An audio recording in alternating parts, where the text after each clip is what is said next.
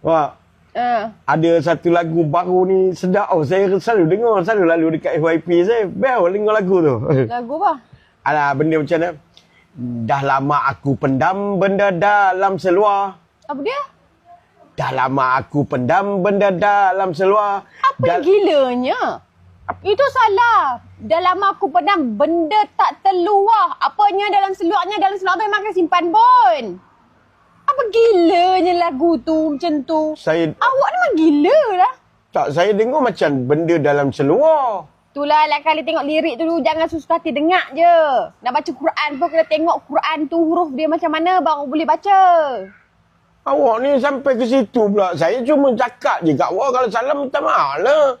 Tak lah, apa benda lah. Tak habis-habis fikir benda yang bukan-bukan je ni. Rasa macam tu. Dah lama aku pendam benda dalam seluar. Oh, benda tak terluar? Benda tak terluar. Tengok lirik dia betul-betul. Sebelum menyanyi. Kalau menyanyi depan orang, malu je. Saya dah pernah nyanyi dah depan orang, patut orang tu gelak. Yang bergatai sangat yang tak buka lirik dia pasal apa? Saya ingat saya dah betul. Tak payahlah bekerja marah. Alah lah sembang dengan kamu ni.